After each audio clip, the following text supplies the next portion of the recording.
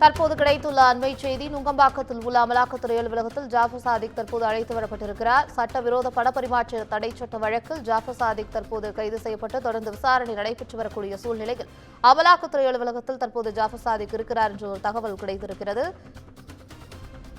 இதுகுறித்த கூடுதல் தகவல்களை விரிவாக தருவதற்கு செய்தியாளர் தாமரைக்கணி இணைந்திருக்கிறார். தாமரைக்கணி, உங்களுடைய தகவல்கள். வணக்கம் பவித்ரா.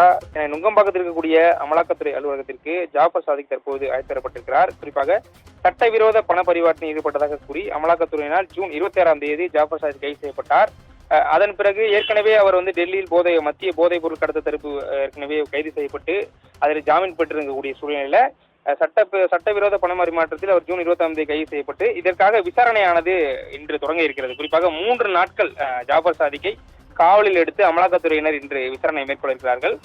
இது குறிப்பாக ஜாஃபர் சாதிக் தரப்பிலிருந்து இன்றைய தினம் சென்னை அமர்வு நீதிமன்றம், அதாவது சென்னை முதன்மை அமர்வு நீதிமன்றத்தில் இன்றைய தினம் இந்த வழக்கு விசாரணைக்கு வந்தது.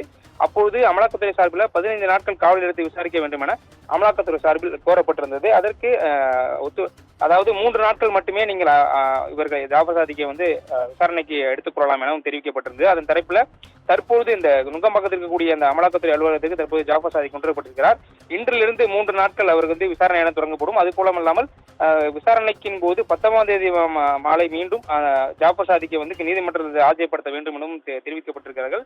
மேலும் 18ஆம் தேதி அன்று உறவினர்களை சந்திக்கவும், அதாவது உறவினர்களை சந்திப்பதற்கு காவல்துறை அனுமதியானது வழங்கப்பட வேண்டும் தெரிவிக்கப்பட்டிருக்கிறது.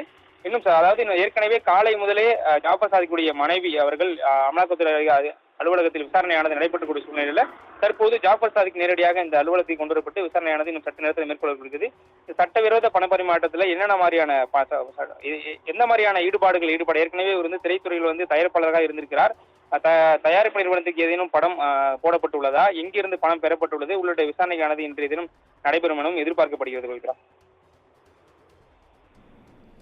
தற்போதைய தகவலுக்கு நன்றி தாமரைக்கணி.